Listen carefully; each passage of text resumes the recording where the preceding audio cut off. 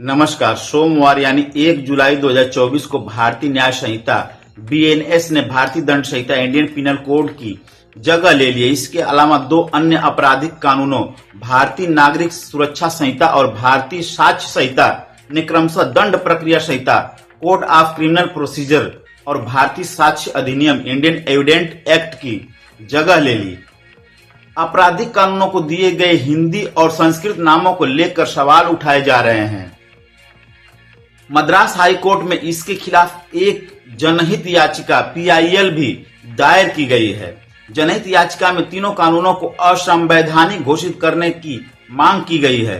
The Hindu की report के मुताबिक जनहित याचिका थूथुड़ी तमिलनाडु के वकील बी राम कुमार आदित्य ने दायर की है।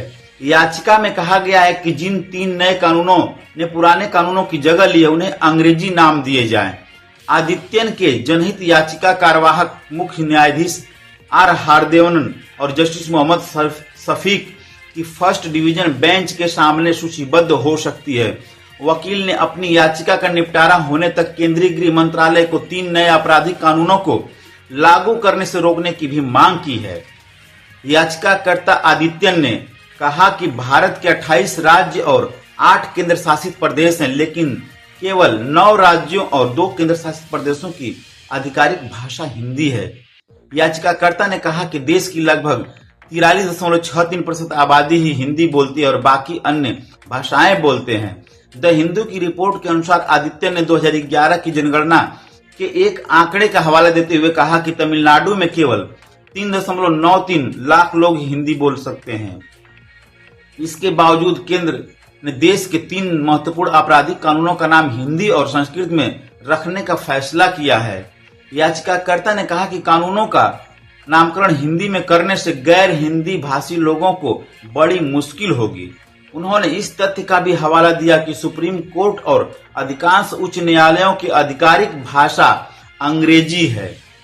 आदित्यन ने आगे कहा कि हिंदी और संस्कृत में कानूनों का नामकरण वकीलों, कानून पढ़ने वाले शिक्षकों, कानून पढ़ाने वाले शिक्षकों, न्यायिक अधिकारियों और वादियों और अधिकारों का उल्लंघन है। दिल्ली बार काउंसिल ने भी उठाए सवाल। बार काउंसिल ऑफ दिल्ली ने नए अपराध कानूनों को स्थगित करने के लिए नए सिरे से संसदीय जांच की मांग की है।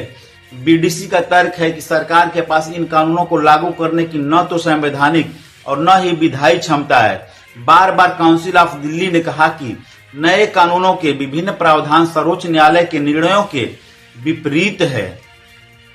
साथ ही कई ऐसे प्रावधान हैं जो पुलिस को शक्ति के व्यापक दुरुपयोग को बढ़ावा देंगे। केंद्रीय मंत्री अर्जुन राम मेघवाल को लिखे पत्र में